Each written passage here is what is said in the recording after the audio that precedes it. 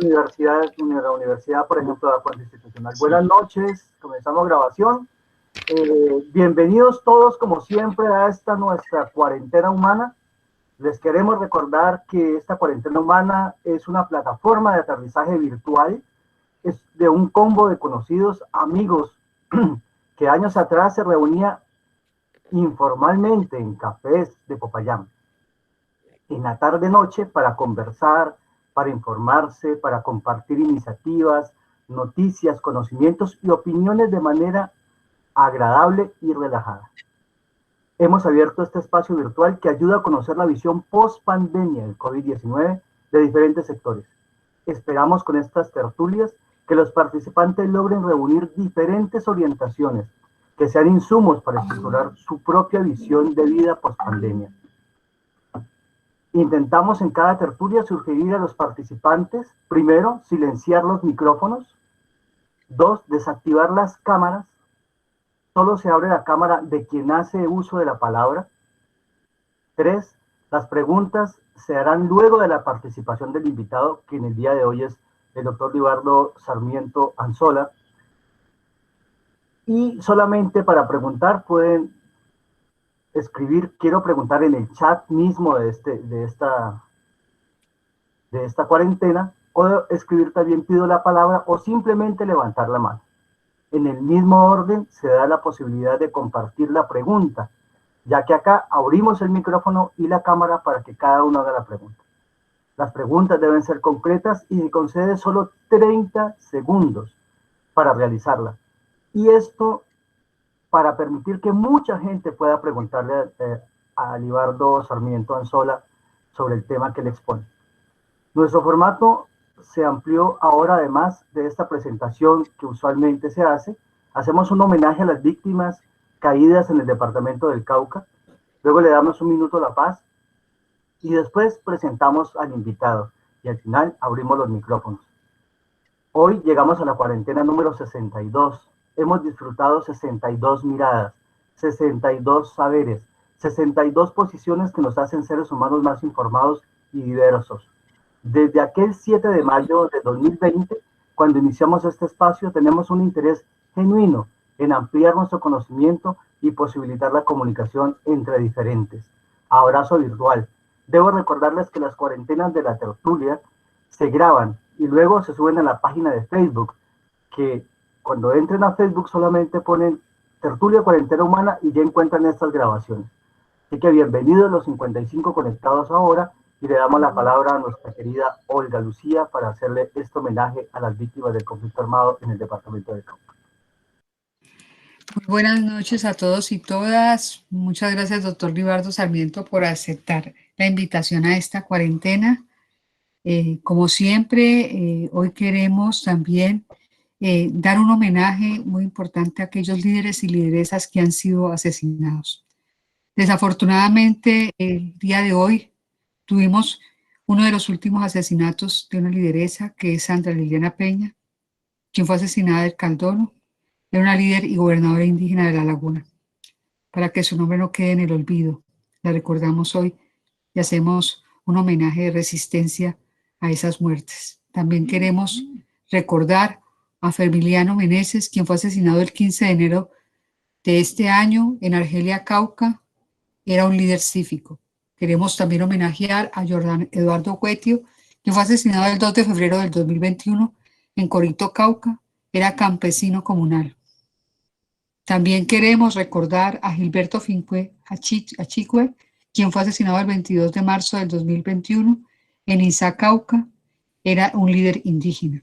Y por último, queremos homenajear a Ramiro Azcuello, quien fue asesinado el 28 de marzo del 2021 en Toribío. Era un líder indígena, para que sus nombres no queden en el olvido. Muchas gracias, Andrés. Muchísimas gracias a ti, Olguita. Te toca el espacio más triste de la cuarentena. Ojalá algún día tengamos que decir que no hay más esta sesión. Un minuto para la paz. Pablo tiene la palabra. Buenas noches. Hoy quiero recordar una frase que nos decía Mahatma Gandhi. No hay camino para la paz es el camino. Una de las muchas frases de paz que se han guardado en nuestra memoria con el paso de los años. y es que la falta de paz tiene muchos nombres. La pobreza como violencia, la precariedad como menoscabo de igualdad, la intolerancia como traba para la convivencia. Gracias. Gracias, Pablito. La presentación de nuestro amigo hoy, Libardo Sarmiento Anzola, la hace Walter Aldana. Walter. Buenas noches a todos y todas. Bienvenido, Libardo Sarmiento Anzola. Es filósofo de la Universidad Nacional de Colombia, economista de la Universidad La Gran Colombia.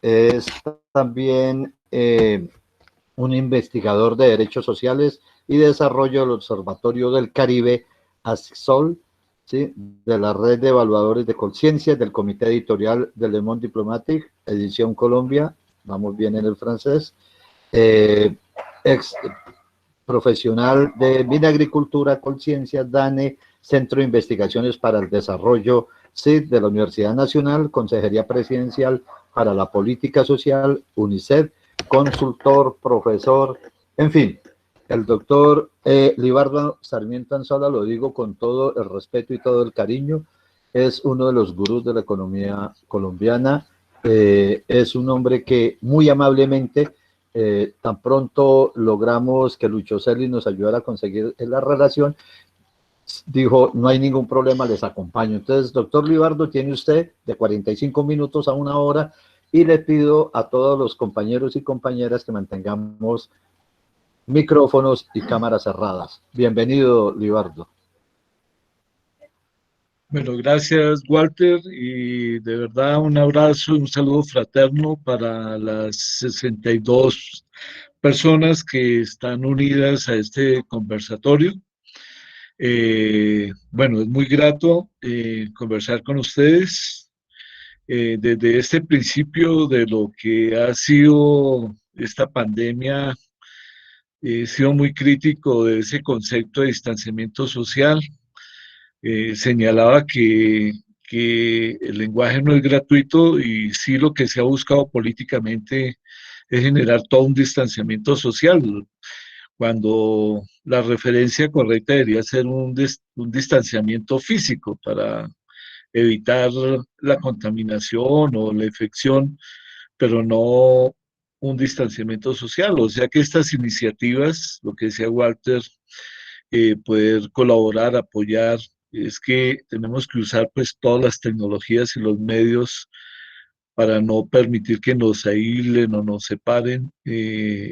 Más ahora, en todos estos tiempos de crisis, necesitamos la organización, necesitamos el trabajo conjunto, el intercambio de ideas. Entonces me parece muy importante.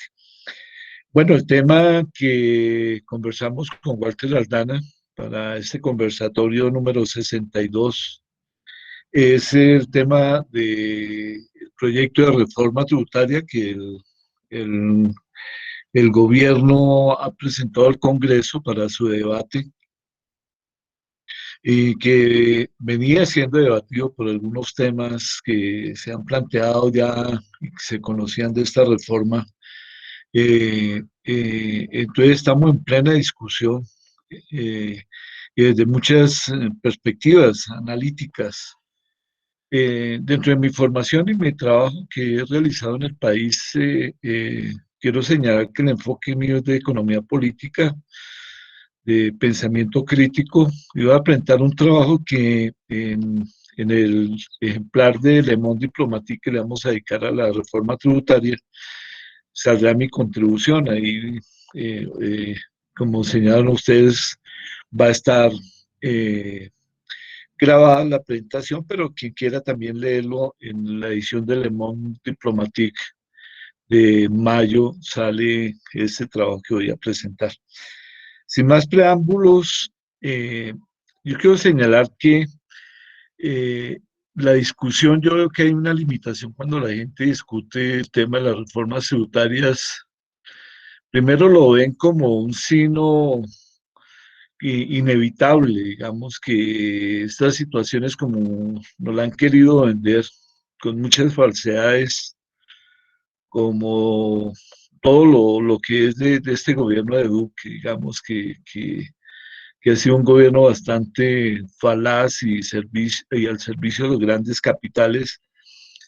Nos han querido decir que es una reforma necesaria por el tema de la pandemia, por el nivel de endeudamiento, y que lo que se busca es llevar recursos hacia al 40% de la población colombiana que vive en situaciones de necesidades no satisfechas o de carencia de ingresos para abastecer sus necesidades. Lo que hoy vamos a ver es que tenemos que mirar una perspectiva un poco más amplia, y mirar el tema, digamos, del papel del Estado que cumple en una sociedad, y en particular es del Estado colombiano, gobernado en este momento por un sector de la gran extrema derecha colombiana. Sabemos que Duque está en ese puesto realmente al servicio de la gran extrema derecha y en cabeza del señor Uribe. Y ahí puede uno comenzar a ver como cuál es su orientación en términos de la reforma tributaria. Para los 67 personas que ya están articuladas a la charla, es muy bueno recordar que esta es la tercera reforma tributaria que impulsa el gobierno de Iván Duque. Es la tercera en el periodo, digamos, que lleva incumpliendo su palabra, que una de las banderas con las cuales hizo campaña era que el pueblo colombiano no aguantaba más impuestos, que en su gobierno no habría ninguna reforma tributaria, y sin embargo, ya esta es su tercera reforma tributaria. La segunda reforma tributaria que impulsó el gobierno de Duque, le entregó, digamos, le hizo un descuento a las grandes transnacionales y a los grandes capitales nacionales, que le rebajó las tarifas sobre las ganancias del gran capital del 36% y gradualmente hasta bajarlo hasta el 29%, lo cual abrió un hueco fiscal altísimo, que finalmente ese hueco fiscal en parte, como se realizó antes de la pandemia, es de alguna manera el que se quiere llenar con esta tercera reforma tributaria que se está debatiendo en el Congreso. Bueno, esta reforma tributaria, la perspectiva que yo quiero mirar es un poco mirar si el Estado es un mal necesario, y un Estado, digamos, que históricamente ha sido manejado aquí las clases, digamos, por la oligarquía colombiana, y puesto ese Estado, digamos, a su servicio. Tendríamos que mirar una perspectiva de dónde sale ese dinero, pero no quedarnos, yo pensaría que no deberíamos quedarnos en la discusión de por qué el gobierno necesita recoger más dinero, sino que para qué se quiere gastar ese dinero, ¿sí? Lo que se busca recaudar con la reforma tributaria es del orden de 31.1 billones de pesos. Billones son millones de millones, para poder aclarar la cifra de billones. En nuestro lenguaje castellano, pues billones corresponde a millones de millones. Y esos 31 billones que se disfraza diciendo que no son sino 26.2 billones de pesos, lo que pasa es que los 26 billones, hay una diferencia de 5 con la cifra que di, porque los 5 es un poco una gabela de lo que van a recoger, que lo van a transferir hacia las entidades territoriales. Entonces, lo que yo les propongo en la conversación es que miremos por qué se va a recoger ese dinero, de dónde va a salir, pero también para qué se quiere gastar. Por ejemplo, excúsenme y hacemos un pequeño abrebocas de la charla. El dinero que se consigue en el primer año adicional de pasar todos los puntos presentados por el gobierno de Duque, de esos 31 billones van a financiar la compra de aviones de guerra. Digamos que el primer año de los recursos de la reforma es para financiar la compra de aviones de guerra. Un país con niveles de pobreza del 40%, pero otro 40% de alta vulnerabilidad, que podríamos decir de clase media baja, que si bien está sobre la línea de pobreza, apenas, digamos, podemos de alguna manera sobrevivir, digamos que es una clase media muy vulnerable en Colombia.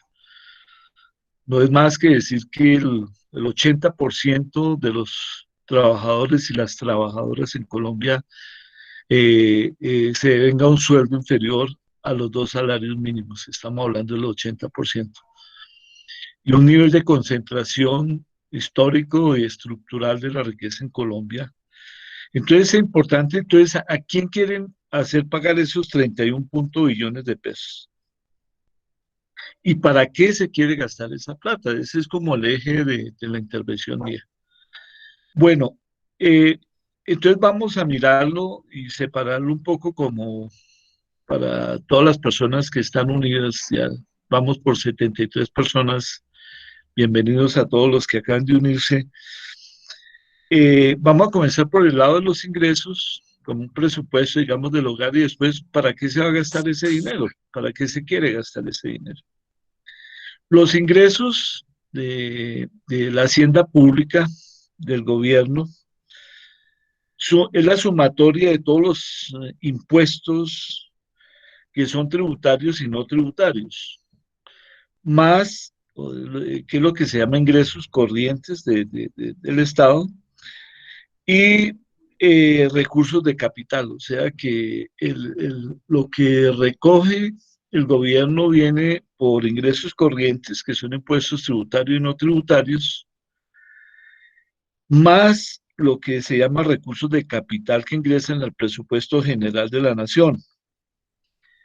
¿Qué son ingresos de recursos de capital? Es endeudamiento público, es endeudamiento del gobierno, que de alguna manera posteriormente pensaría uno que hay que pagar esa deuda, pero por lo menos hay que pagar los intereses año a año, que es lo que vamos a mirar.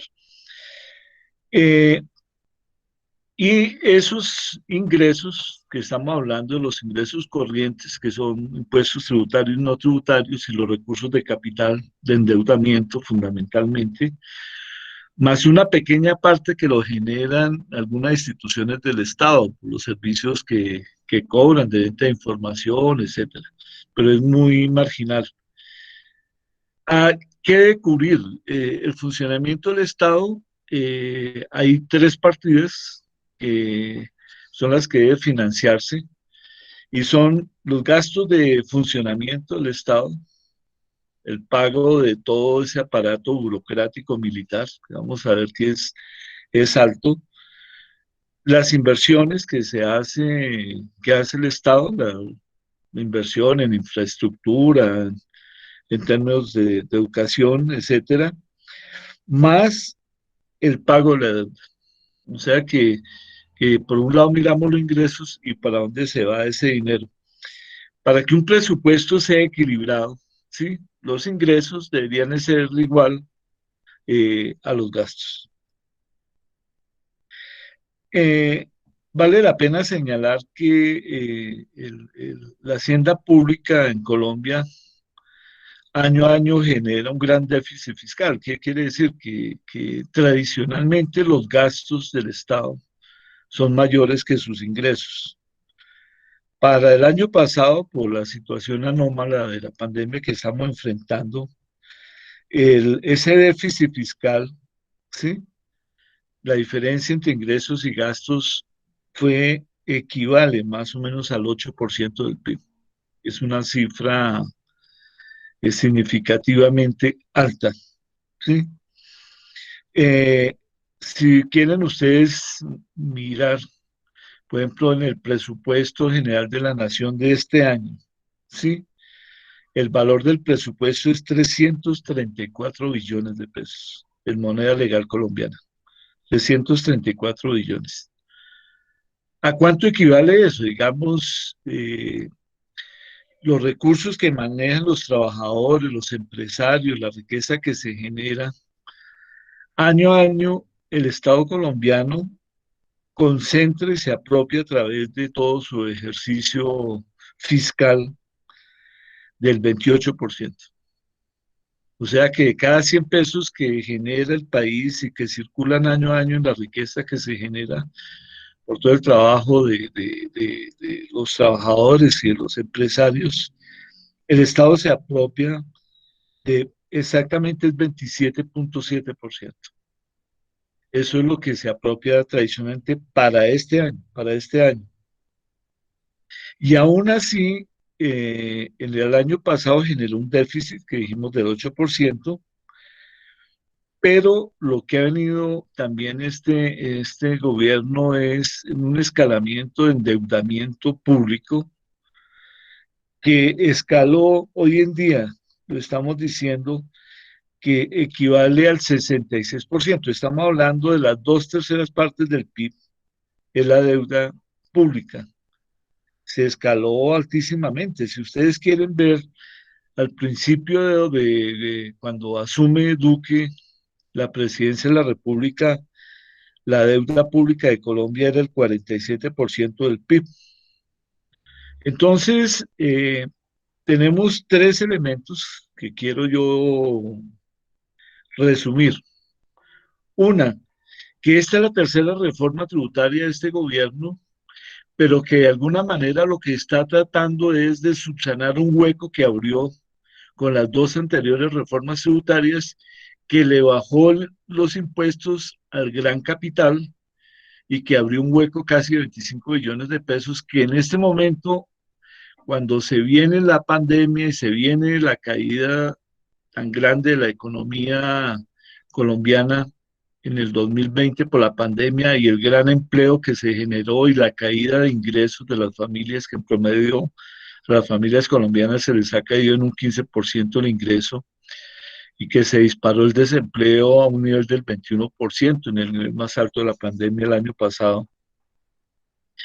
Toda esta situación de la pandemia llevó al gobierno a hacer un altísimo endeudamiento público, pero también a generar un altísimo gasto con un déficit fiscal creciente.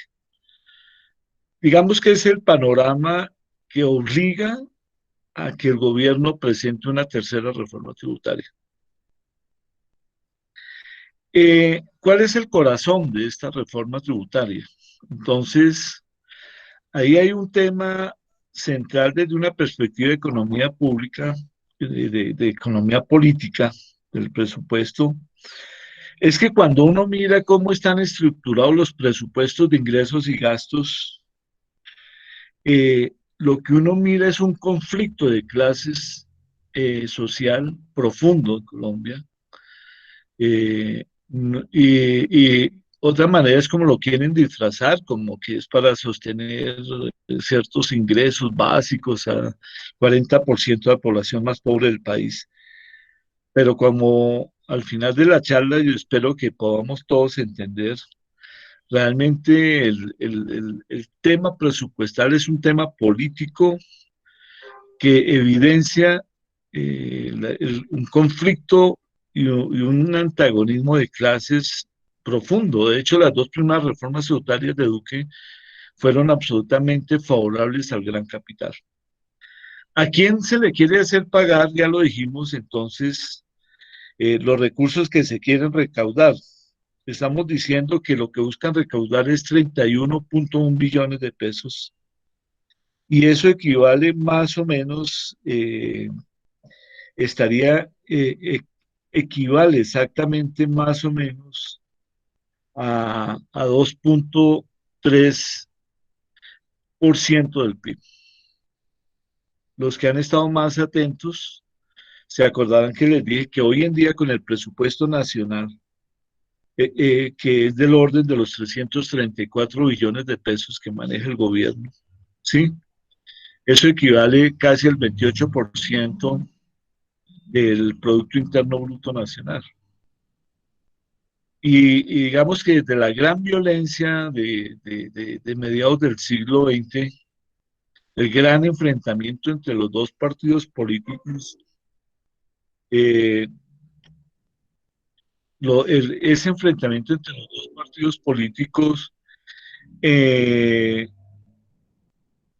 fue una lucha por el control del Estado, porque digamos, lo que sé que enfrentamiento entre partidos políticos y entre la gran oligarquía colombiana que llevó esa gran violencia de mediados del siglo XX, pues era por controlar el Estado, y es que quien controla el Estado está controlando, como lo decimos, el 28% del PIB, y más o menos el Estado controla cerca de 2 millones de puestos de trabajo, en una fuerza laboral que es del orden de 23 millones de personas.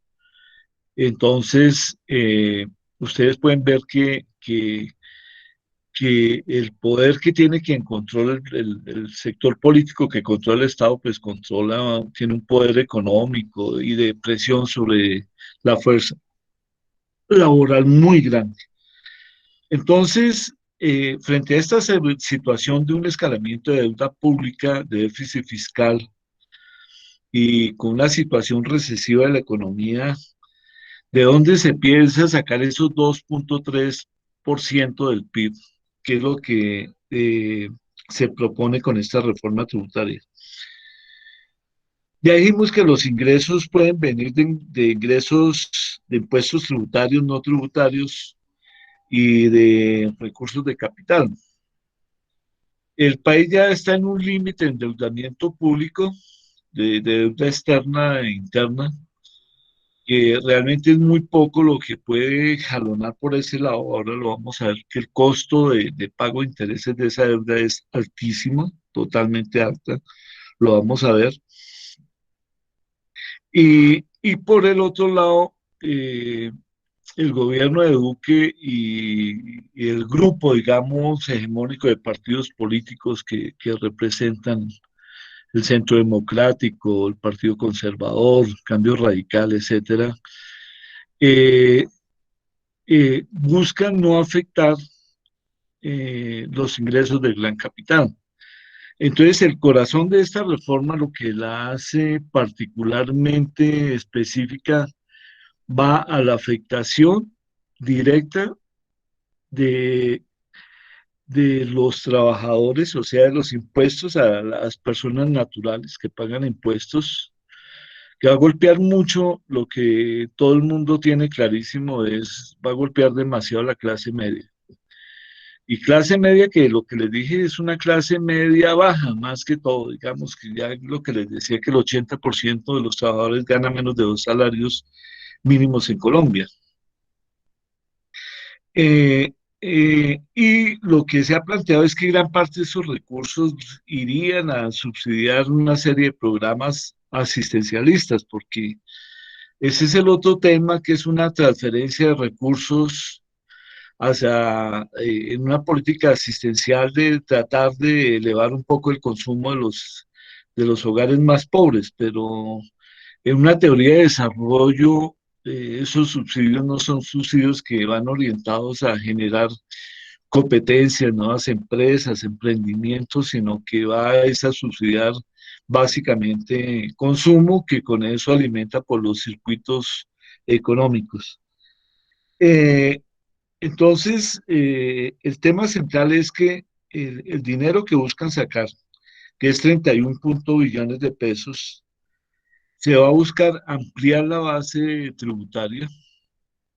Hoy en día, quienes pueden pagar impuestos con la estructura fiscal que se tiene hoy en día, eh, es más o menos 1,5 millones de personas naturales las que pagan impuestos. En una propuesta escalada, lo que se busca es llegar a 7 millones, o sea que lo que estamos planteando, esto se está debatiendo en el Congreso, y la discusión de la opinión pública y la presión va a ser muy importante, porque en este momento el Estado hace sus apuestas, su CASE, ¿sí? de lo que busca, y obviamente estarán todas las fuerzas políticas y económicas en el Congreso, pero también externamente bien vale la pena hacer la publicidad que hay toda una convocatoria del movimiento social y de el comando de paro de las grandes centrales obreras para protestar contra el paquetazo que llaman de Duque, que va a golpear fundamentalmente a la clase trabajadora y en particular a la clase media, que afectará también a pequeños, medianos y microempresarios fundamentalmente. De ahí se busca sacar que es una reforma brutal, estamos hablando de 31 billones de pesos, y es, con eso el Estado pasaría de manejar el 28% al 30,5% del PIB, o sea, el tamaño del Estado en el manejo de los recursos, podríamos decir que de cada 3 pesos de riqueza que generan, una tercera parte de la riqueza la va a manejar el Estado, lo cual es obviamente un botín muy apetitoso, y de ahí pues que se está haciendo esta reforma con antesala de elecciones del próximo año. Y entonces el conflicto social y el debate se va a manejar en el Congreso, pero también externamente. El 28 de este mes, lo que les decía, va a haber un paro nacional en contra de este paquetazo, pero ¿contra qué se está protestando? Y ahí es donde vale la pena decir que el corazón va a ir a elevar los impuestos, fundamentalmente las personas naturales, en particular de la clase trabajadora y de los sectores medios de la sociedad. Digamos que ese es como el corazón de la reforma. Pero ¿de qué manera? Ya lo dijimos. La idea es que escalonadamente, en un periodo de 3 años, irían ampliando el número de personas que deben presentar de sus salarios y de sus ingresos, que comenzarían a pagar, y la meta es que sean 7 millones de pesos, para lo cual desde 1,5 millones, que equivale más o menos a 2 salarios, se paguen impuestos. Entonces, hay un golpe directo a los trabajadores, a los asalariados, porque ya con un ingreso de 1,5 millones se comienza a tributar en tasas impositivas crecientes. Entonces, pero digamos, el señalamiento que quieren es que se genere una cultura de pago de impuestos, etcétera. Entonces, se dan No, pero se escucha. No, que está muy bajito. Segundo, entonces lo que estamos señalando que vendría es entonces los ingresos vienen sobre los salarios fundamentalmente, pero también sobre el consumo. Los impuestos sobre el consumo son los más regresivos, porque uno puede también mirar el carácter, y eso está señalado en la Constitución de Colombia, que todo lo que es el sistema fiscal, digamos, todo lo que es la estructura fiscal de un país, debe tener un criterio de progresividad. ¿Qué quiere decir? Que el que tiene más pague más, el que tiene menos pague menos, y que al final se haga una relación redistributiva, digamos, que el Estado trate de generar una mayor igualdad social y una mayor justicia social, y responda a todas las obligaciones de generar bienestar, en teoría, y constitucionalmente se diría. Pero en la medida que se afecta el consumo en los hogares, se afecta la canasta básica de una familia, los impuestos, como el impuesto al valor agregado o sobre el consumo de los hogares, son de los impuestos que en todas las sociedades históricamente se ha mostrado que son los más regresivos, porque quien compre un determinado bien que pague el 19% sobre esos impuestos de la canasta, lo está pagando independiente que tenga mucho o poco dinero. Entonces, ese impuesto del IVA es absolutamente regresivo. Entonces, la reforma tributaria presentada descansa sobre esos dos elementos. De una parte, los impuestos a los ingresos de 1,5 millones en adelante, fundamentalmente los asalariados, y el impuesto al consumo, que lo que ellos buscan es ampliar. eh, Ahí ha habido un juego, digamos, de engaño, de manipulación a la opinión pública, porque dicen que, bueno, que van a meter todos los bienes y después sale Duque a regañar al viceministro, ni siquiera Carrasquilla, que es el ministro de Hacienda con unos antecedentes penales terribles en el país de robo de recursos al municipio, etcétera. Ponen ese al viceministro de Hacienda de malo y sale después Duque a decir que no, pero ya el planteamiento de la reforma tributaria va a elevar totalmente los impuestos de los hogares colombianos, el impacto va a ser en la estratificación socioeconómica, que en Colombia se manejan 6 estratos. Lo que va a golpear es el estrato 4, colocándole el 19% de IVA al consumo de servicios públicos. Estamos hablando para cobrar la energía eléctrica, el gas, el agua, alcantarillado, recolección de basura. La propuesta es que se pague el 19%. Y yo señalo que va a golpear la clase media por una razón, porque en este momento hay un subsidio cruzado donde los estratos 5 y 6 pagan un extra que es con lo que se financian subsidios de servicios públicos. En la reforma se le van a quitar, digamos, esas sobretasas a los estratos 5 y 6. Entonces, más o menos siguen pagando lo mismo con el impuesto del 19%. Las familias de estrato 4 son las que no pagaban este impuesto y pagarán un 19%. Pero no es solamente sobre servicios públicos domiciliarios. Con los cambios en los modelos de trabajo y de educación virtual, el tema de la conexión y de los computadores es alto. Entonces la reforma lleva también un impuesto del 19% a todos los servicios de internet y de telefonía, más un 19% también para la compra de cualquier equipo de computadores o de teléfonos celulares inteligentes. O sea que en un momento en que se vuelve una herramienta necesaria, bien sea para el trabajo o para la educación, eso es un golpe absolutamente muy grande. El otro tema va a ser las pensiones, que van a quedar con una doble impuesto.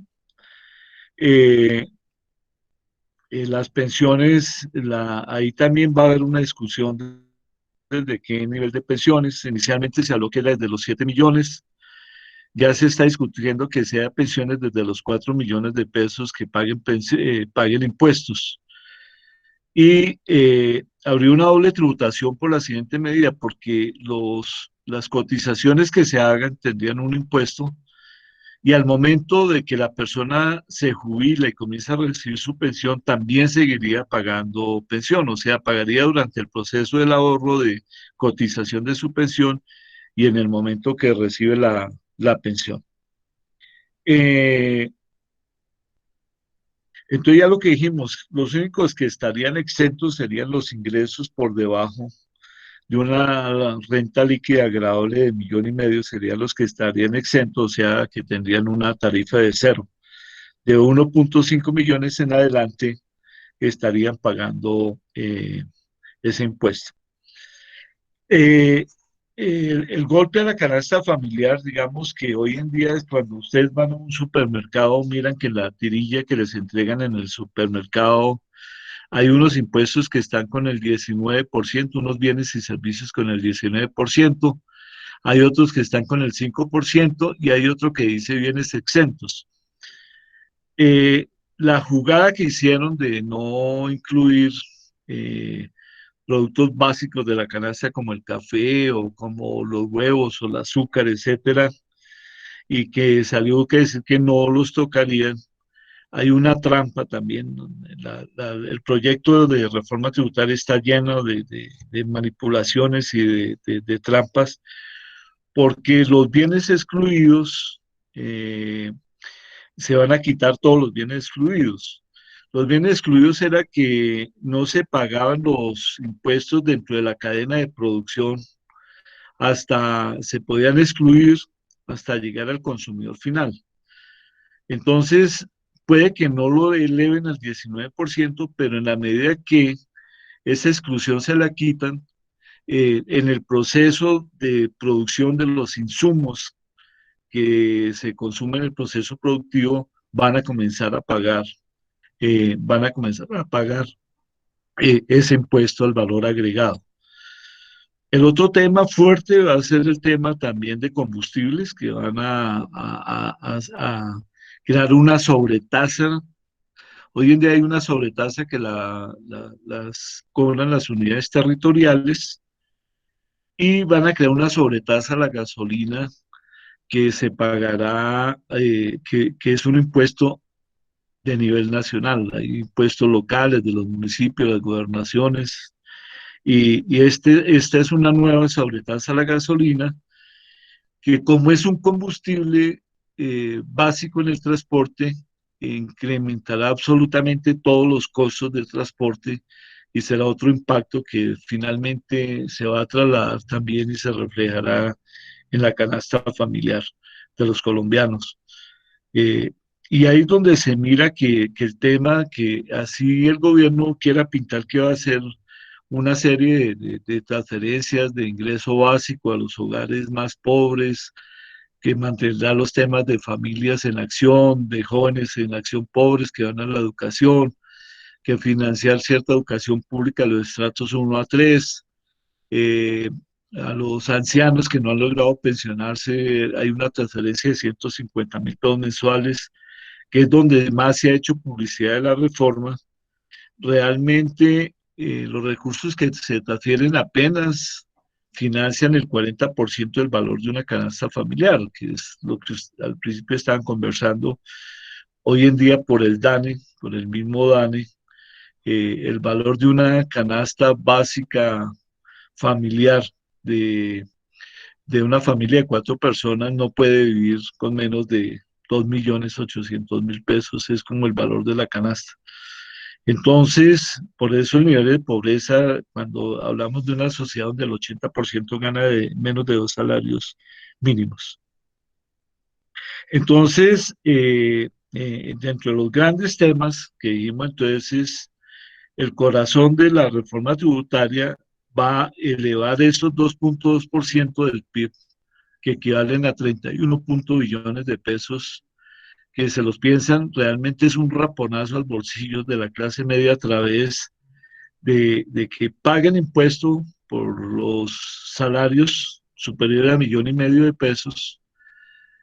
Además deberán pagar sobre elevarle los impuestos al consumo, al subir el IVA casi que al 19% de todos los bienes, un impuesto a la gasolina. Pero también viene otra fuente de ingresos muy fuerte, ya lo dijimos, además de las pensiones, que ahí está la discusión si las van a colocar a pagar pensiones sobre quienes reciben más de 4 millones de pesos. Para algunos está que sea 7 millones, va a estar entre el rango entre 4 y 7 millones que pagarán impuestos las pensiones, más un impuesto en las cotizaciones de ahorro, y digamos de las pensiones, comenzarán a pagar impuestos, que es una doble tributación. Pero lo último que uno habría que señalar es, en términos de los ingresos, es que los impuestos que se pagan, viene una confiscación, digamos que confiscarse es cuando un Estado autoritario se queda con los bienes de los ciudadanos, y pega muy fuerte un impuesto al patrimonio. Aquí hay un problema técnico que todos los amigos y amigas que están unidos, quisiera que entendieran. Este tema es muy problemático, porque sobre cualquier bien que posee la persona deberá pagar un impuesto del 3%, que es la propuesta del gobierno. No sobre ganancias ni sobre ingresos, sino sobre el valor patrimonial. Entonces, si, digamos, el valor patrimonial es un apartamento, o una casa, o una finca que se tenga, o los recursos, digamos, que se tengan invertidos, digamos, en un bien patrimonial, comenzarán a pagar el 3%. Digamos que una familia de clase media que vive en su vivienda y tiene una casita para que le genere una renta en arriendo, pues tendrá que pagar un 3% que básicamente, si uno quita la inflación, la rentabilidad, digamos, de ese bien es muy cercano al 3%. O sea que en unos periodos, digamos, si usted va sumando compuestamente el 3% anual, en un pocos años casi que el Estado quedaría apropiándose de la gran mayoría de los bienes de los colombianos. Es una política demasiado confiscatoria, antitécnica, porque lo que se mira es que se cobre ingresos sobre las rentas, sobre los ingresos, bien sean las rentas del trabajo o sobre las ganancias, las utilidades de los negocios, de las empresas. Pero ya este es un impuesto que está desligado del ejercicio del flujo corriente anual de utilidades en términos de ingresos menos gastos sobre las ganancias reales. Ese es un impuesto que está desprendido y simplemente es confiscatorio, simplemente el 3% sobre cualquier tipo de propiedad. Eso también es un tema absolutamente polémico. Bueno, ya en el poco tiempo que me queda, quisiera señalar eh, que el país históricamente ha tenido una de las distribuciones más pésimas de la distribución de todos los países del mundo. En América Latina, los dos países con peor distribución del ingreso es Brasil y Colombia, que son los países, y que en gran parte eso debería, digamos que de alguna manera, eh, eh, explica gran parte, digamos, de una sociedad tan conflictiva como la colombiana, digamos, tiene que ver con una sociedad que altísimamente tiene muy concentrada los ingresos. Si ustedes lo ven, a pesar de que ha habido un rápido crecimiento de la riqueza colombiana y del ingreso, mucho más rápido que el crecimiento de la población, que permite un ingreso per cápita creciente, la estructura, digamos, por decirles, de ingreso, eh, se mantiene en los últimos 50 años, no hay grandes modificaciones. Todas las reformas tributarias, porque hay que señalar que desde 1990 se viene haciendo una reforma tributaria cada año y medio en Colombia. Imaginen ustedes, o sea, estamos hablando más o menos que desde la Constitución, que cumple 30 años, de la Constitución de 1991, casi que se han aprobado 18 reformas tributarias. Eh, y en esas reformas tributarias no se ha afectado la estructura de todo el ingreso anual. Por ejemplo, el 40% de los hogares más pobres solamente reciben el 10% de ese ingreso que se genera anualmente. La clase media se apropia otro 30%, y el 20% de los hogares más ricos concentra el 60% del ingreso en Colombia. Digamos que esa es una estructura poco modificable, y eso hace que cuando uno mira que en los últimos 30 años no ha habido modificación en la distribución del ingreso, al contrario, ha tendido hacia eh, la concentración del ingreso, pues es un exabrupto, digamos, que finalmente la reforma va a acabar con la clase media y vamos a quedar con un sector, un 20% de la población relativamente rica y un 80% de alta pobreza, donde un grueso tiene que vivir de la mendicidad de las políticas asistenciales del Estado, eh, que es lo que va a obligar, digamos, con el impuesto a la propiedad, etcétera, que la gente tenga que vender sus propiedades, sus casas. Eh, cuando uno mira la capacidad de redistribución que tiene la sociedad colombiana, uno miraría que con el crecimiento de la economía y con el 30% de la riqueza que genera el Estado, si fuera un Estado, digamos, redistributivo, eficiente, pues no debería haber pobreza, por lo menos toda la gente debería estar en un ingreso medio, y ese ingreso medio que es de distribuir el PIB nacional anual por el total de la población, que somos 51 millones de colombianas y colombianos. Ese ingreso promedio diría para que fuera una sociedad de clase media donde todo el mundo tuviera un ingreso mínimo digno y sería suficiente para que no hubiera pobreza en el país. Porque digamos, el tema está si es que se produce insuficientemente para la población o es que está mal distribuida. En Colombia claramente es un problema de distribución. Termino diciendo entonces que realmente en qué se gasta el dinero en el país. ¿Cómo lo usa ese gobierno? Entonces, lo que estamos viendo que el presupuesto, ¿sí? Eh, si uno los mira, digamos que en los tres grandes rubros que se financian en el país, es un Estado absolutamente burocrático y militarizado. Digamos que gran parte del recurso van es para pago de los intereses de la deuda. Es muy grande los impuestos eh, que se usan, digamos, solamente se invierte el 18%, el pago de deuda es del 23%, mientras que los gastos de funcionamiento que demanda el aparato estatal es del 59%. Piensen ustedes en cualquier negocio que el Estado fuera como una empresa. El Estado se come en funcionamiento el 60%, paga intereses sobre su deuda del 23% y apenas puede invertir, hacer inversión en infraestructura, en formación de capital humano, apenas el 18%. Eh, Esto ha cambiado muchísimo, digamos que hace unos 50 años el Estado tenía una acción más de regulación, intervención, inversión en el Estado, pero con todo el tema, digamos, de lo que se llama usted neoliberalismo, lo que diferencia, digamos, es un Estado muy interventor, que algunos se definía como una teoría keynesiana de un Estado muy interventor.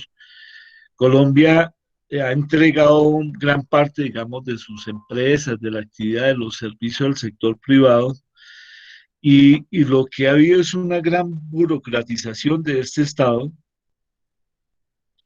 eh, y gran parte, digamos, otra vez para financiar las transferencias que llegan a los municipios, que fundamentalmente financian la educación, parte de la salud y algo de servicios públicos. Eh, Cuando uno mira entonces ya por funciones del Estado, ¿sí? Hacia dónde se va el dinero, ya lo dijimos, gran parte va a alimentar el capital financiero especulativo, que es el dueño de los bonos del Estado. Para ello ya lo dijimos que va el 23% del presupuesto anual va para pago de intereses, no para cancelar deudas.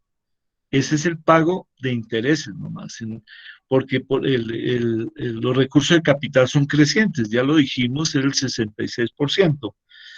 Y ese 66% del PIB se paga anualmente del presupuesto nacional el 23%. El otro tema es que la gran oligarquía descansa, digamos, sobre una gran burocracia, pero también sobre un aparato militar y policial muy fuerte, que lo hemos visto en todo el tema de las represiones, de las movilizaciones sociales, y el poder que tiene, digamos, por el conflicto armado colombiano, lo que son las Fuerzas Armadas y el sistema judicial, tienen una gran influencia en el manejo presupuestal. Más o menos entre el 17 y 18%, eso es del gobierno de Uribe, fueron muchos más recursos para el financiamiento de lo que es las Fuerzas Armadas y el sistema judicial. Y lo otro, como hay una altísima informalidad del trabajo y un nivel de pobreza, también los gastos sociales, fundamentalmente asistenciales, consumen un 42%. O sea que lo que ustedes miran, que todo ese recurso, todo ese esfuerzo que le van a cargar a los trabajadores, a las clases medias, a los pequeños, medianos propietarios y en general a los bienes de la clase media, porque van a crear no solamente un impuesto a la gasolina, sino van a crear un impuesto a la propiedad del 3% y un precio adicional a los vehículos. Van a crear un precio muy alto que lo piensan como un elemento de desestimular el uso de vehículos, pero aparte, digamos, de los impuestos de rodamientos que paga quien tiene un vehículo en Colombia, van a crear otro impuesto adicional sobre todos los vehículos en Colombia.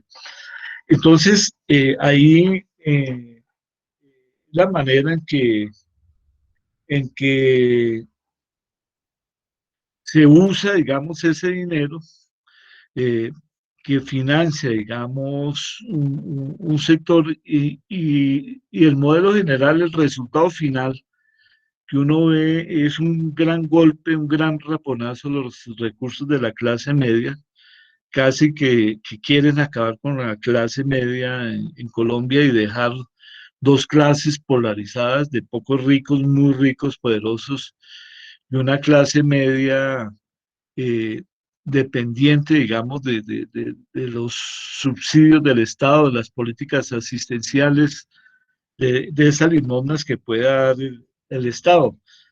Ya lo dijimos que en este momento, digamos, el primer año casi que los recursos van para financiar lo que va a ser la compra de aviones de guerra y mantener algunos de los programas sociales que se montaron en la pandemia de apoyo, digamos, a las nóminas, apoyo al empleo formal, que es lo que se busca mantener. Eh, Algunas compensaciones del IVA, que es lo que han querido decir que elevan los precios de la canasta básica familiar, pero que a los sectores más pobres, a los estratos socioeconómicos 1 y 2 les devolverían en sus cuentas el IVA, que técnicamente es un tema difícil, digamos, de que se llegue. Ellos dicen que van a llegar más o menos a 5 millones de hogares vulnerables con estos subsidios. Y nomás la compra, les decía, va a ser de la flota de aviones de combate, equivale a 16 billones de pesos, son 4.500 millones de dólares, eh, eh, que es una desproporción muy alta, digamos. Y terminaría simplemente diciendo que todo lo que es las centrales obreras, las comunidades indígenas, las organizaciones sociales, campesinas y populares, todos los trabajadores han convocado movilización en contra de esta tercera reforma tributaria impulsada por la administración Duque. La pugna destructiva es alimentada por un conflicto de clases que se limita a debatir la distribución de las cargas impositivas, mas no se debate mucho el destino de los recursos.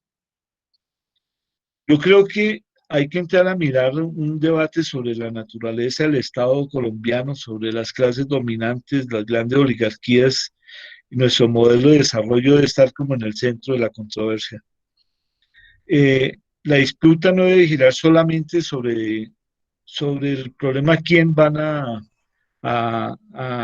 raponearle más sus ingresos para financiar este Estado, sino también es importante mirar hacia dónde van los recursos y que únicamente una reforma tributaria no es un problema de recursos del Estado, de impuestos, sino que está en la lógica de todos los conflictos de la sociedad impulsados por un empleo precario, una recesión económica profunda, una pandemia que está alborotada por todo el mal manejo que se ha hecho, digamos, de esta pandemia y más las dos reformas que se vienen adicionales a la reforma tributaria, que ya están cantadas que se presentarán a finales de año, el próximo año, que es la reforma laboral y la reforma pensional, que también eso ya se sabe que vienen después de esta reforma tributaria.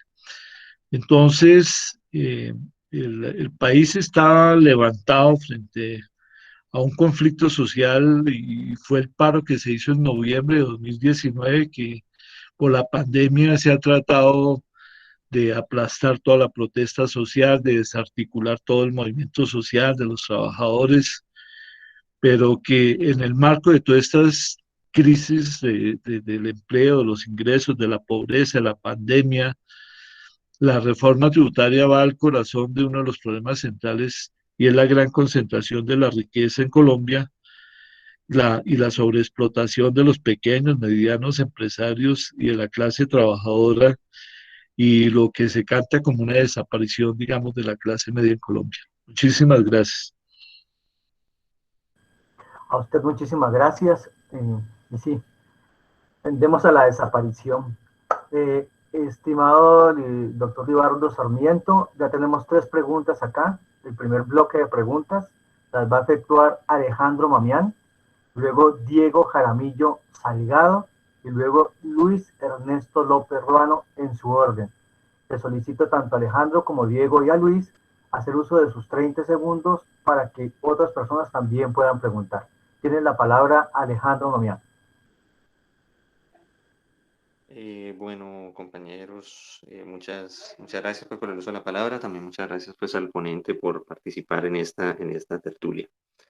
Bueno, tenía como varias preguntas, pero bueno, específicamente voy a hacer dos preguntas muy puntuales. Una de ellas pues se refiere a uno de los últimos temas a los cuales estaba refiriéndose el ponente, cuál era la devolución del IVA, es decir, digamos, parte de el tratamiento del gasto social que trae el articulado del proyecto de ley. No solamente es establecer el ingreso solidario como una aparente renta digamos, en adelante, indefinidamente, sino también la devolución del IVA.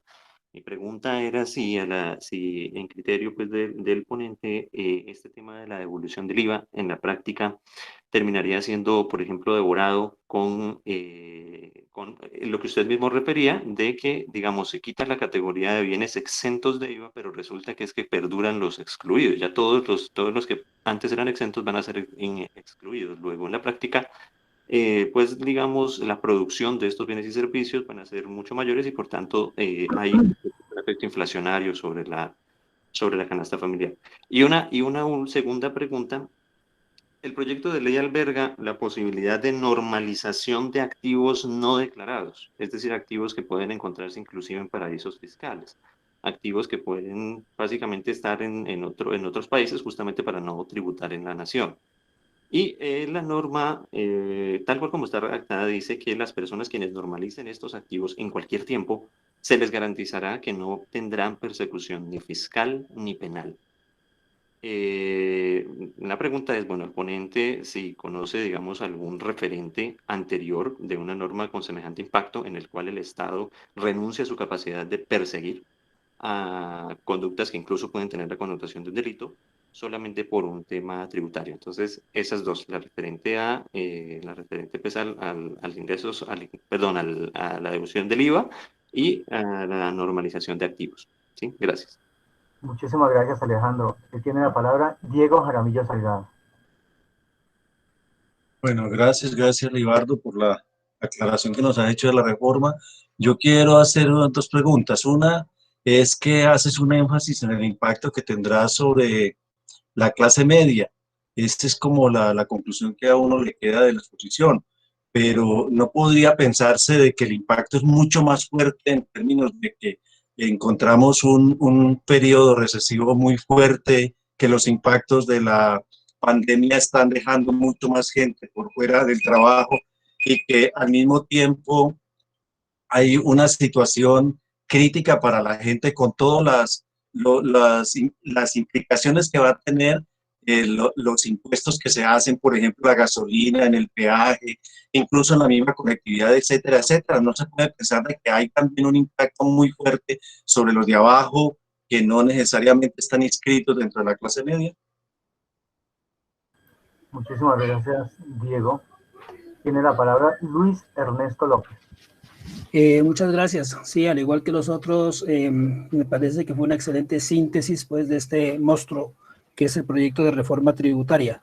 Doctor Sarmiento, mi inquietud va con el artículo 33 y 34 de la reforma, que en mi consideración es un orangután que siempre acostumbran a meter en estos proyectos de ley y que posiblemente le estaría dando a Duque la posibilidad de acabar con algunas pocas entidades que aún quedan como estatales.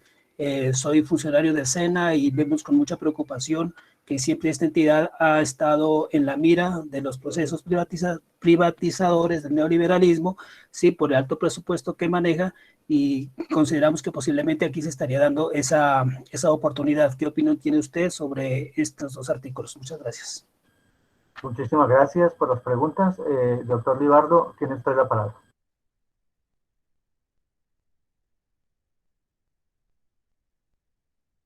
Tiene cerrado el micrófono, doctor Libardo.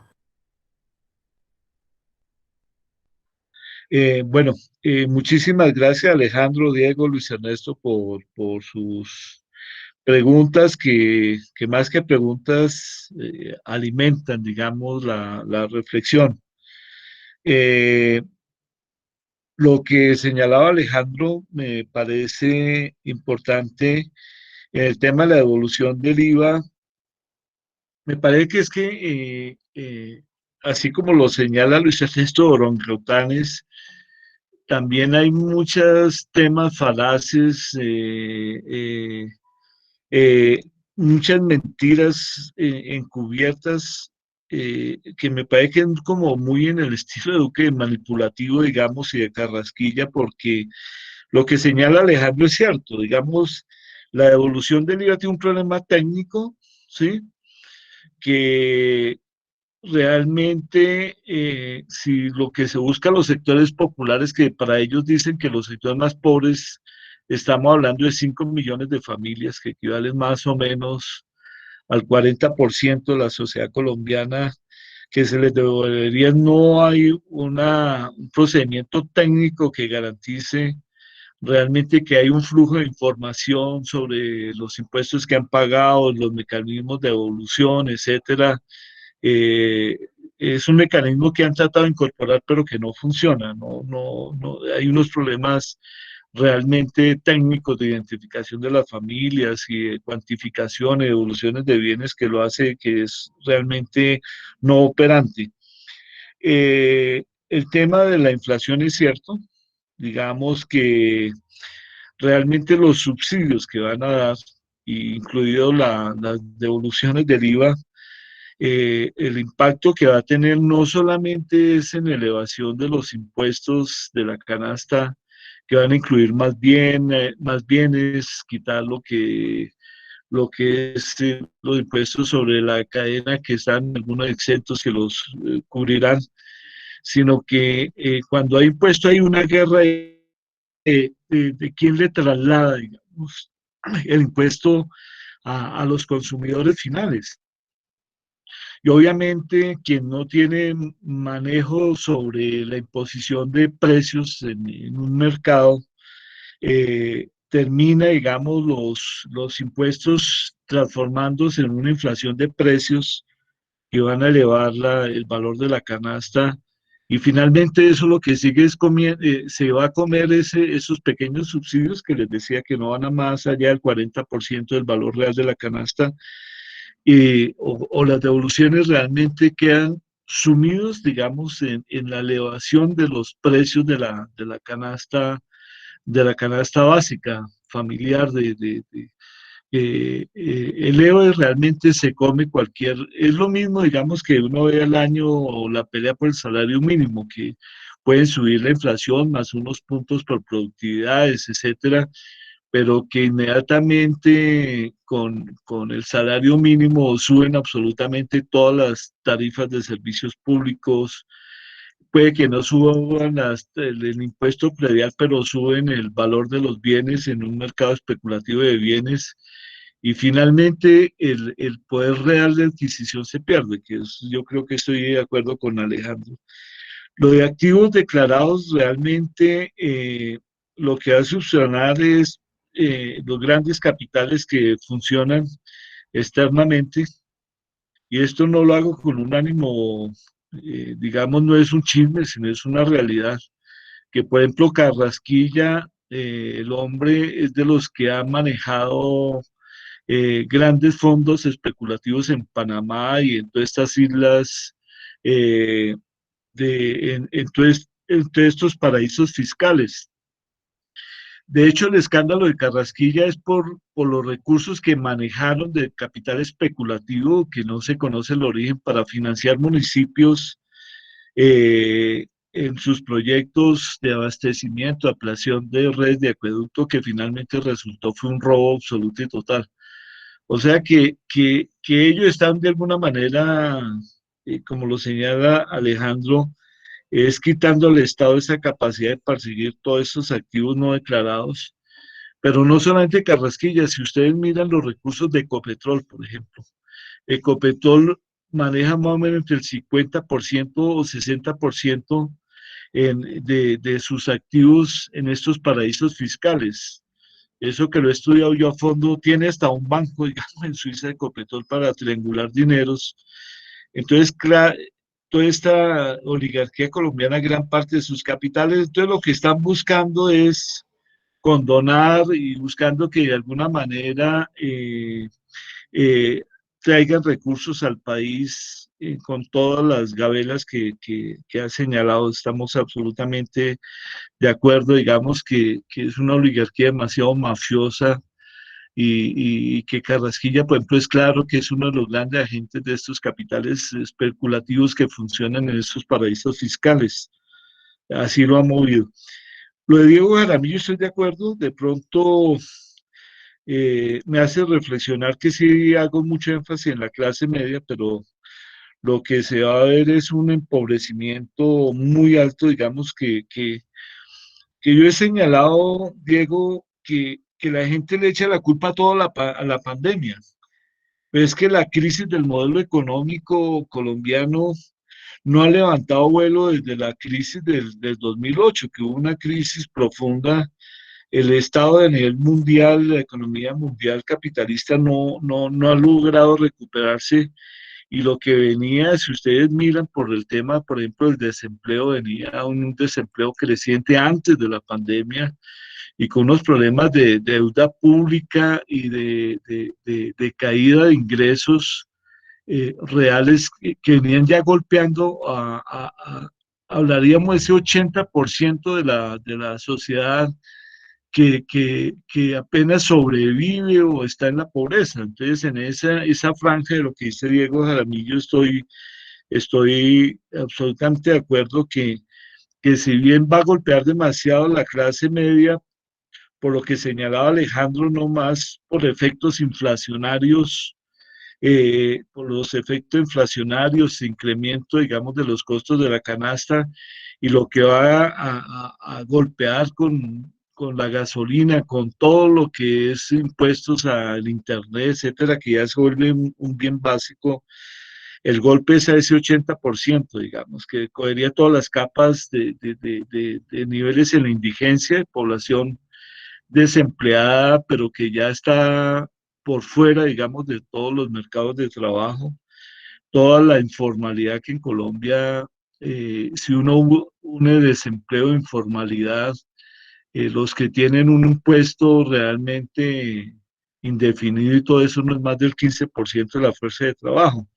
Entonces, sí, el impacto, Diego, estoy de acuerdo contigo que no se reduce la clase media, sino que va a ser un impacto generalizado, además por una razón, que si bien están mostrando que 11 países en América están impulsando reformas tributarias, el hecho que Canadá impulse una reforma tributaria es porque el Estado es un Estado que, por ejemplo, mantiene una salud pública universal gratuita en Canadá, sin ser un país socialista. Brasil es el otro país que tiene, igual que Cuba, Brasil y Canadá, tienen sistemas universales de salud donde están financiados con impuestos, pero son absolutamente gratuitos para todos los usuarios. Entonces, la calidad de vida en Canadá, uno mira, no pueden comparar solamente cuáles son los niveles de impuestos, sino también cuál es la eficiencia y el bienestar y el equilibrio distributivo que genera el Estado, pero el Estado colombiano, pues, no tocamos ese tema, pero más o menos de los recursos que van para inversiones, 30% es lo que alimenta la corrupción. O sea que estamos hablando de lo que decíamos que más o menos se invierte el 15% del presupuesto. De ese 15, la tercera parte, el 5% de todas las riquezas se va vía corrupción. Entonces no hay una compensación entre que el Estado nos va a manejar el 31% de la riqueza anual con lo que genera este Estado burocrático, que es un Estado, un aparato absolutamente de privilegios a ciertas clases, el gran capital, a una burocracia política, a unas fuerzas armadas y un sistema de justicia también que me parece que absorbe demasiados recursos por el tema de un conflicto crónico de esta sociedad. Obviamente que ahí han planteado, y es lo que finalmente plantea también Luis Fernando López con los artículos que le dan un poder a Duque para hacer una reforma institucional, y lo que se señala allí es que ellos van a buscar hacer un poco más de reducir gasto, digamos, ¿no? Porque lo que decíamos, si ya el nivel de deuda pública es 2/3 del PIB colombiano, que es un nivel altísimo, lo que van ahí es acabar, digamos, como un proceso que viene de los años 80 de privatizaciones. Miren ustedes lo de la salud, lo que ha mostrado esta pandemia era que la salud pública se habían quebrado en la medida que le entregaron al sector privado todo el manejo de la salud y se acabó la salud pública. Con esta pandemia lo que demostró es el impacto de todas las reformas que se plantearon con la ley 100, impulsada en ese momento por Uribe cuando era senador, que ha sido uno de los grandes privatizadores. La venta de Ecopetrol, que ya se vendió una parte del 20% de la acción y ahorita se busca vender otro 10%, digamos, de las acciones. Y obviamente los temas del SENA, que digamos que es una universidad eh, técnico-tecnológica que está muy al servicio de sectores populares, van a acabar como los fortines, digamos, que todavía hay de organización de trabajadores y de entidades que prestan un servicio mucho más a una concepción de desarrollo, de crecimiento de la sociedad, que es lo que decía, que el problema es que toda la política social se va a volver es una política absolutamente asistencialista, de transferencia de recursos a los más pobres, pero que desvirtúa el concepto de renta básica. A mí me gusta llamarlo más de un ingreso ciudadano, que el concepto es mantener un colchón básico a todo el conjunto de la sociedad. Aquí simplemente se da a disfrazar y se le pone el nombre de renta básica para tomar del pelo, pues es una transferencia asistencialista, es un Estado absolutamente asistencialista que buscaría acabar con todo el modelo desarrollista que se construyó desde los años 40, 50, 60, con instituciones como todo lo que fue el sistema familiar, con el ICBF, con el SENA, con las universidades públicas, que apenas subsisten como unas 2 o 3 universidades públicas del nivel nacional, las otras algunas departamentales, pero que, digamos, es continuar ese proceso privatizador que viene desde los años 80. En eso estoy de acuerdo con Luis Ernesto López, que es un filón también de que se meten esos orangutanes también para darle un poder, digamos, de seguir con toda esa tarea de transformación que ha sido tan dolorosa, porque yo creo que gran parte de esta concepción de un gran modelo de sociedad para el gran capital y al servicio de las grandes oligarquías del país. Eso sería lo que tendría en cuanto a lo que preguntó Alejandro, Diego y Luis Ernesto. Muchísimas gracias. Como hemos hecho en otras cuarentenas, doctor Libardo, donde hemos tenido más tiempo para preguntas por la premura del invitado, nos ha pasado varias veces, le solicitamos a las personas que quieran preguntar que nos escriban las preguntas y nosotros se las enviamos al doctor Libardo y seguramente él nos dará la respuesta. Walter, tiene la palabra. Gracias. Libardo, tuvimos Perdóname, el Walter, número de Perdón. Walter, excúsame frente al planteamiento de César. Yo prefiero que hagan de viva voz las preguntas, ¿sí? Así es un minuto, me parece más vivo, digamos, el diálogo. Por favor, a que no sea escrito. Gracias. Perfecto. Podemos hacer las preguntas entonces. Entonces tiene la palabra Alexander Villa. Sí, hola, buenas noches a todas y todas. Agradezco la participación de ustedes y por este tema tan importante y álgido en estos momentos. Hace un momento usted nos nombra que es una política asistencialista y eso es lo que yo creo. Yo creo que esto es como como usted lo dijo también, un arma de doble filo y acercándose al tema de las campañas ya del Senado y las presidenciales. Este tema de familias en acción, jóvenes en acción, protección del adulto mayor, etcétera, yo creo que es un tema, va a ser un tema de campaña para ellos que les va a favorecer, ¿sí? Por ese tema, digamos, de personas que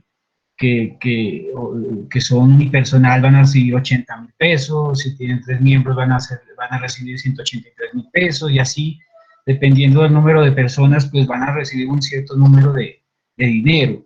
Yo creo que esto es parte de la campaña, digamos, del uribismo, ¿sí? Como siempre lo ha hecho, que va a favorecer a ellos. Y otro tema es el tema del IVA del 19% a la tarifa de los servicios públicos que favorece realmente, digamos, a las empresas privadas, porque la mayoría del manejo de los servicios públicos está en la empresa privada. ¿Sí? Esas son como las dos inquietudes que tengo sobre este tema de la política esencialista que puede apoyar a la futura campaña, digamos, del uribismo.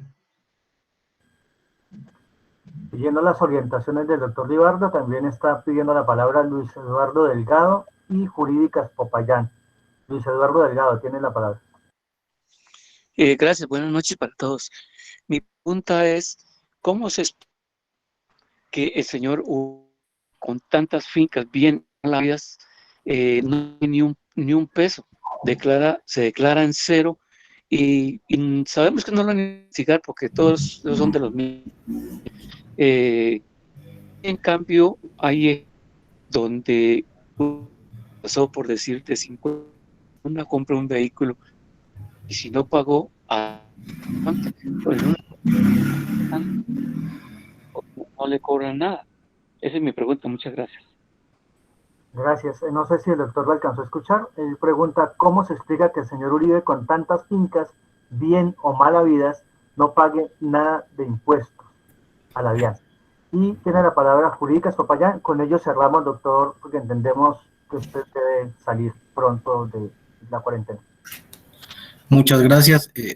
Doctor Luis, mi pregunta estaba relacionada con los programas y fondos creados en virtud de la pandemia, como el FOME o el PAEF, que se pretenden sostener o digamos, darle viabilidad con la reforma tributaria. Una cosa, digamos, es que existan los fondos que quizás estén destinados a los sectores pues, que los puedan necesitar, pero otra, digamos, situación es que realmente los recursos efectivamente terminen en las personas que lo necesitan. El observatorio de la Universidad Javeriana, por ejemplo, decía que de todos esos fondos, realmente creo que el 29% era lo que se lograba hacer seguimiento, el resto eran cuentas que el Ministerio de Hacienda pues no tenía claridad, entonces era muy difícil a las organizaciones académicas y sociales garantizar que realmente esos recursos terminaran pues en manos de las personas que lo necesitan. En una época preelectoral es complejo que todo lo que pretende recaudar el gobierno con esta reforma realmente termine, digamos, atendiendo las necesidades de la población. ¿Qué riesgos hay de que realmente esos recursos terminen en otras actividades, en el tema proselitista o aspectos similares? César, podríamos, si hay unas 2 preguntas más, no sé si alguien está levantando la mano, si te parece bien, César. ¿Tenemos espacio como unas 2 preguntas más? Sí, señor. María Naya. María Naya tiene la palabra. De tiempo le voy a hacer la pregunta muy directa. Hubo una política de gobierno en el paro de 1998 con el movimiento estudiantil en Colombia en donde el gobierno explicó la política de generación E, que es más o menos lo que tenía Juan Manuel Santos con el Serpilo Paga, y también unos recursos que se comprometieron en el gobierno para financiar lo que hace falta de las universidades públicas. En 2 artículos de la reforma tributaria están contempladas estas 2 normas. ¿Qué tanto va a afectar estas 2 normas en caso tal de que no se aprueben estos 2 decretos o estos 2 puntos en la reforma tributaria? Muchísimas gracias. César, César Andrés, no entendí muy bien, no alcancé a... ¿Hubo interrupción? ¿Tú eres el amable? ¿Me podrías...? ¿Cuál fue? María habla sobre que en algún momento en el 98 la reforma en el tema de la generación E, los recursos para la generación E. Y la pregunta doctor Ribardo, lo que pasa es que hay 2 artículos de la reforma tributaria, uno en específico que habla sobre la financiación de la generación E, que es para la educación superior, y otro que es el siguiente, que es para la financiación de las matrículas en la educación pública. Pero en el paro de 1998 el movimiento estudiantil logró unos acuerdos con el gobierno central. Entonces, lo que me preocupa es que si estos acuerdos, si en caso tal de que no se aprueben esos 2 artículos, pues se caerían y que afectaría directamente a la educación superior, sobre todo universitaria, en las universidades públicas del país. Gracias, Mari. No hay más preguntas, doctor Ribardo. Bueno, muchas gracias. Trataré de responder. En el chat alguien colocó y me llamó la atención que lo estaba mirando. Y realmente los partidos de extrema derecha siguen imponiendo la agenda de debate y discusión en Colombia. Y nos vamos a los debates desde que los impuestos a la renta, mirar sobre el IVA, etcétera, pero yo creo que realmente en lo que en este momento se está cruzando, lo que se está cruzando es todo este gran debate sobre la reforma tributaria, que me parece que la discusión de la ciudadanía democrática debe ir mucho más allá de la simple reforma tributaria.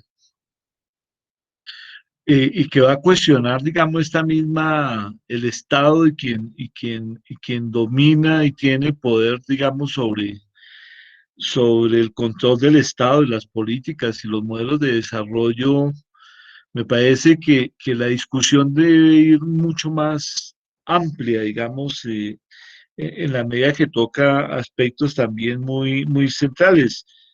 De hecho, Alexander, lo que llama la atención es esa relación entre asistencialismo y lo que es la rentabilidad política que tiene que determinados sectores políticos manejen todos los recursos asistenciales, que tienen una cooptación en políticas asistenciales sobre 5 millones de familias. Entonces, el poder que tienen para reproducirse, seguir controlando el poder en Colombia es muy alto, donde el tema asistencialista no es una concepción de desarrollo del país, digamos que esté promoviendo generación de empleo, autonomía de ingresos de las mujeres, de mejoramiento de las condiciones de vida de los pobladores del campo, de toda la informalidad del país, de los microempresarios y todo, sino que entonces me parece que lo que está planteando Alexander es claramente cómo toda esta concepción no de una concepción de desarrollo, sino una concepción absolutamente asistencialista, lo que va es a reproducir, digamos, esta clase dominante en Colombia y que su rentabilidad de estos recursos los van a cobrar en las elecciones. Es clarísimo que gran parte, digamos, de cómo se reproduce esta clase dominante en Colombia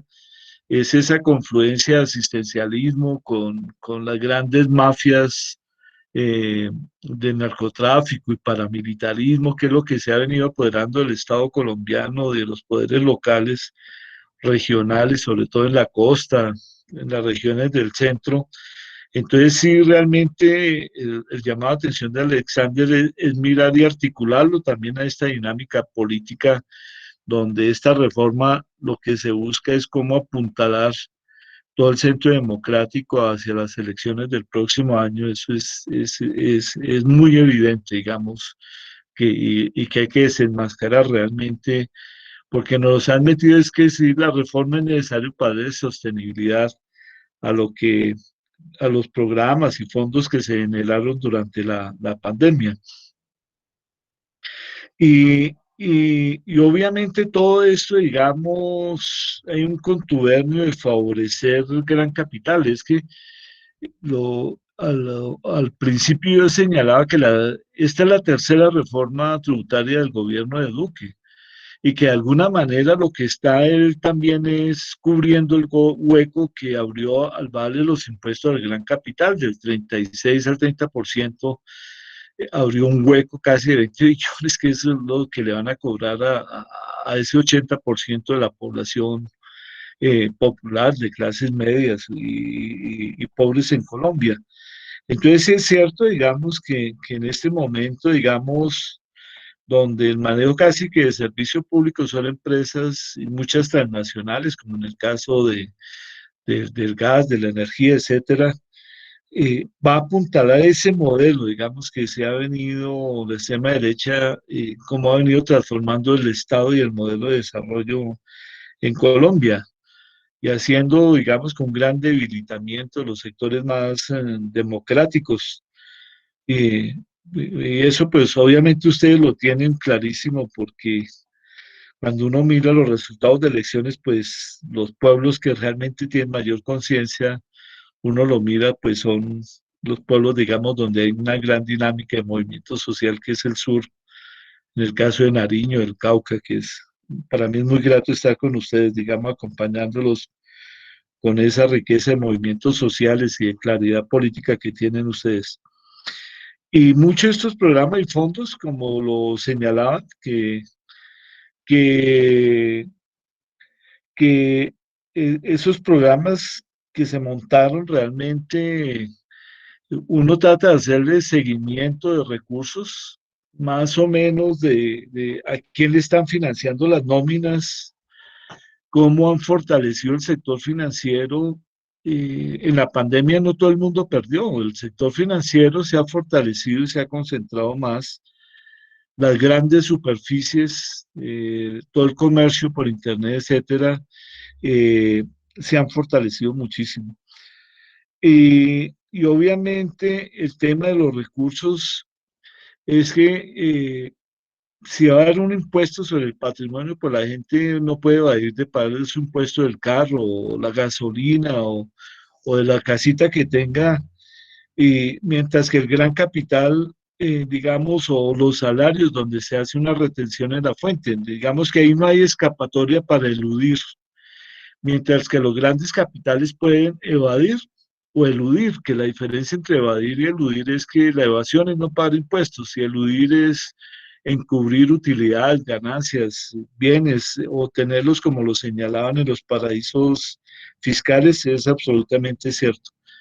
Pero lo que ha hecho, digamos, el gobierno de Duque, en un trabajo que hice sobre todos los distintos fondos y programas, es que más o menos lo que se transfirió fue 7 billones en subsidios a familias, y que los otros grandes recursos que elevaron la deuda pública del 41 al 66% del PIB, muchos de esos recursos se transfirieron, digamos, a través de todo lo que es este sector dominante y empresarial, o subsidio a nóminas de empresas que no necesitaban, o el sector financiero. Eso sí, es cierto que apenas se puede hacer como seguimiento, apenas como una cuarta parte de los recursos que se manejaron. Por lo otro, ha sido un manejo oscuro y que ha financiado el gran capital.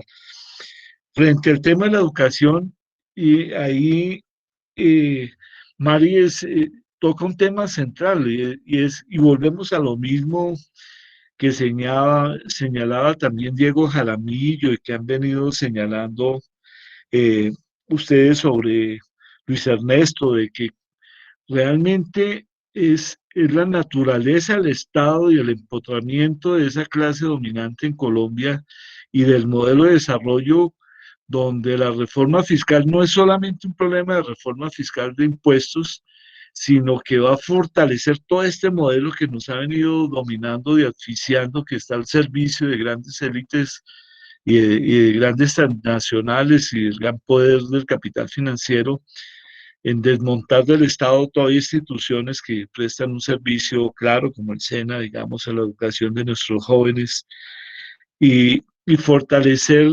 debilitar mucho más el sector público que apunta al desarrollo. Y ahí la discusión entre generaciones, que lo que dicen es financiarle las matrículas de los estudiantes de estatus 1, 2 y 3.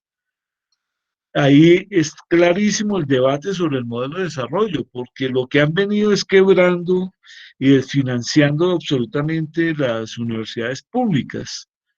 Cuando algunos estudios que he hecho sobre la Universidad Nacional de Colombia, el desfinanciamiento casi que hoy en día viven de los recursos propios, por eso es que han venido montando año tras año programas de especializaciones, de titulación, de algunos estudios de posgrado para financiarse, pero el gran riesgo, por ejemplo, la Universidad Nacional de Colombia, todas sus edificaciones se han venido cayendo, desfinanciando, sacando profesores de planta para hacer su contratación, porque el modelo, digamos, que se ha venido planteando es de financiar las universidades privadas, financiando las matrículas, pero ahí lo que dice Mari es clarísimo.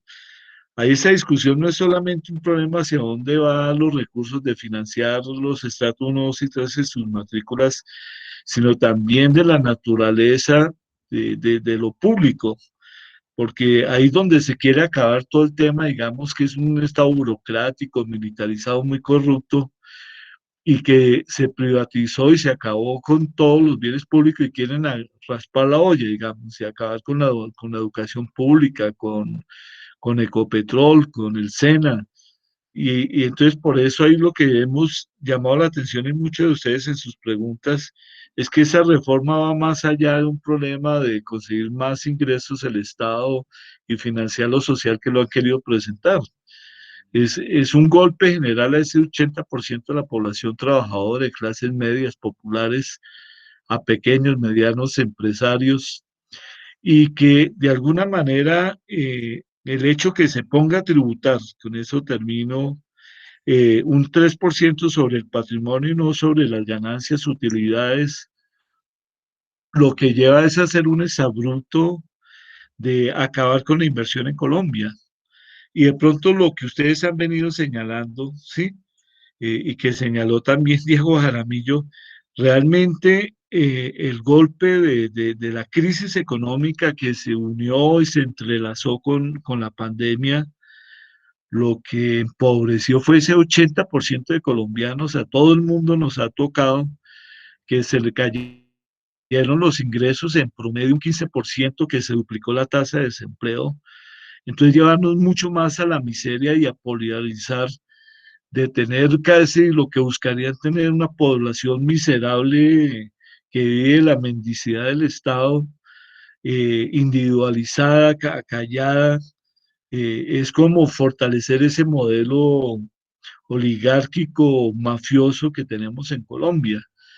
Y ese es el gran debate que se abre más allá de la reforma tributaria, a la concepción de Estado, del modelo de desarrollo, a la concepción de hacer realidad un Estado más social y democrático de derecho frente al poder oligárquico y criminal que ustedes tocan con todo lo que es este desmán de violación de derechos humanos en Colombia.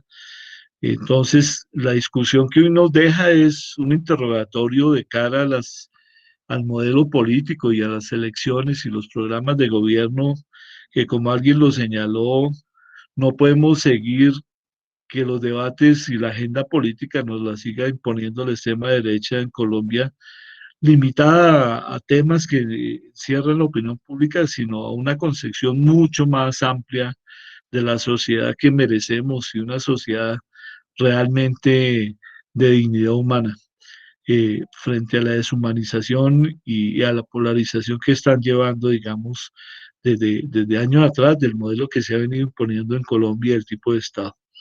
Muchísimas gracias a todos ustedes. Preguntas. Comenzamos 74 y quedamos 34. Entonces, como decía un amigo mío, ese es el tema de la solidaridad, que comenzamos muchos y terminamos no en solidaridad. Pero Entonces, sabe que fueron saliendo luego de las preguntas, porque hasta el momento que terminó estuve muy atento y aún estaban. Walter, tiene la palabra. Libardo, tú nos dijiste que tenías que salir a las 8:15, ¿cierto? Son las 8:21, te agradecemos mucho la amabilidad. Yo simplemente quiero hacer referencia no, estamos bien, en termina 6 temas. tranquilo, que estamos bien, Walter, termina tranquilo. Bueno, vale. Entonces, quisiera empezar por decir que Libardo es desde la economía política y el pensamiento crítico que hace su análisis. La reforma tributaria se piensa como algo inevitable, nos ha planteado que es llevar la plata al 40%, es una mentira de la reforma tributaria o de cómo la presentan. El papel del Estado es lo que hay que ver hoy. Esta tercera reforma tributaria en campaña, es la tercera reforma, en campaña Duque dijo que no iban a haber más impuestos, pero en la segunda reforma lo que hizo fue que fortaleció el tema de las transnacionales en la rebaja de tarifas sobre las ganancias. Se generó o se aumentó el hueco fiscal, y esta tercera, que pretende recaudar 31.1 billones de pesos, entre otras cosas disfraza un 5 billones que irían hacia entidades territoriales, es lo que se plantea allí, y centralmente hay un problema, ¿y para qué se usa la plata? Que es de las preguntas que más insistentemente hace Libardo, porque viene el tema de la compra de los aviones de guerra en el primer año de recaudo. El 80% de asalariados de menos de 2 salarios mínimos, y ahí es donde inicia el problema de a quién va a afectar con mayor fuerza esta reforma tributaria. Se dice que los ingresos de la Hacienda es una sumatoria de los impuestos corrientes, ¿cierto? Y de los recursos de capital, concretamente el tema del endeudamiento, donde se pagan intereses de la deuda año tras año. Se cubre ese tema de la Hacienda, de los ingresos, el funcionamiento del Estado, cubre las inversiones como el tema de infraestructura y el pago de la deuda. Los gastos del Estado son mayor que el ingreso, y ese es el déficit fiscal, que está hoy en un 8%, o mejor, estuvo en un 8% en el 2020. El presupuesto general del año 2021 de 334 billones de pesos tiene un 27.7%, acá me está acompañando la perrita en el resumen, un 27.7% de lo que lo generan los empresarios y los empleados.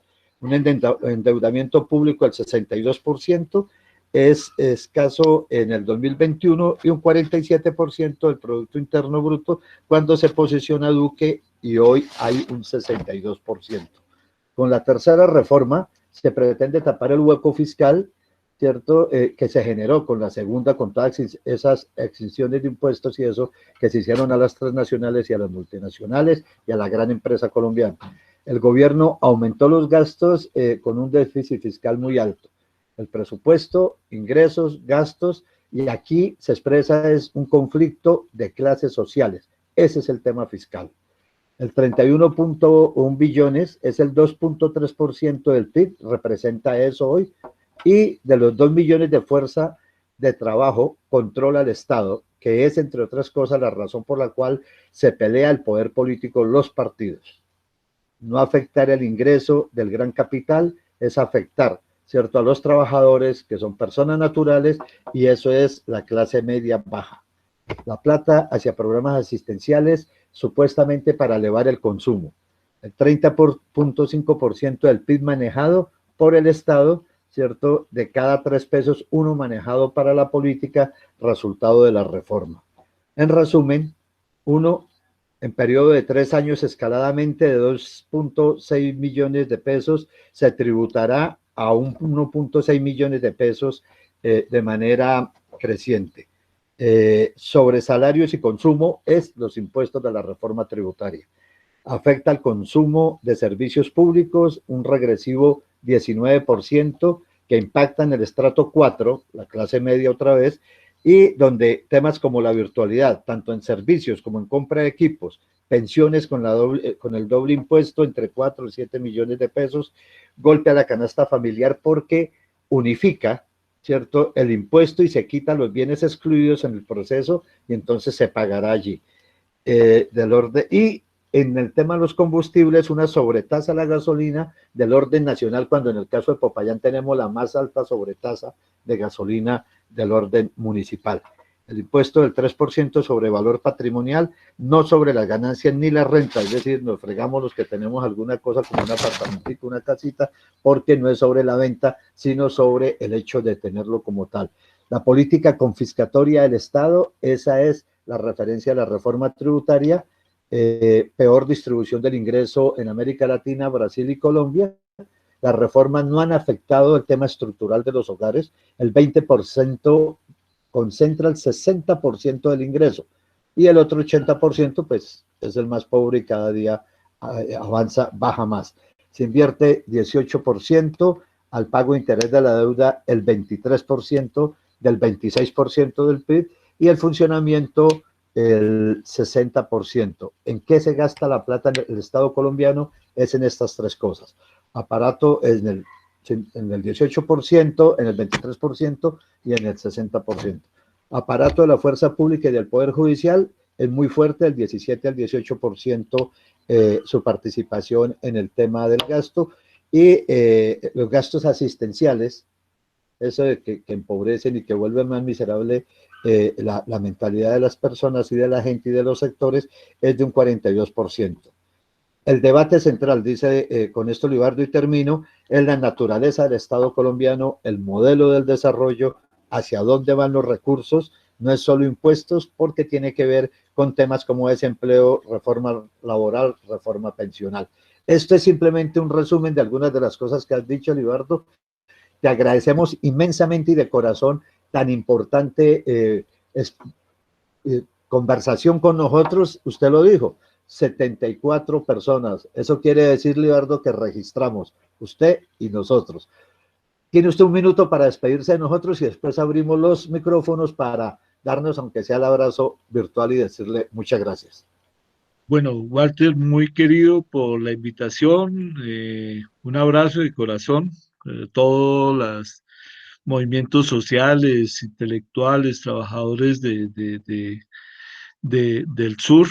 Como siempre hemos dicho, Colombia no tenemos norte, pero sí tenemos sur, que es muy importante.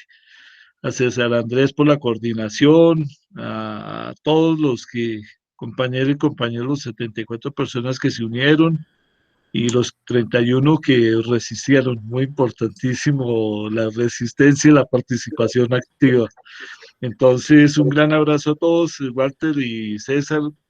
Un abrazo a todos, digamos, de verdad, muchísimas gracias. Aprendí, fue un gusto y espero que en una próxima oportunidad podamos seguir compartiendo. Muy buenas noches y felicitaciones. Y adelante, digamos, diciéndole no al distanciamiento social, sí al individual, y fortalecer estas redes de reflexión y utilizar todos estos medios tecnológicos para fortalecer todo el movimiento democrático y por la dignidad humana. Muchas gracias. Un abrazo a todos. Abrimos los micrófonos. Un abrazo grande. Bueno, chao. Gracias. Un abrazo.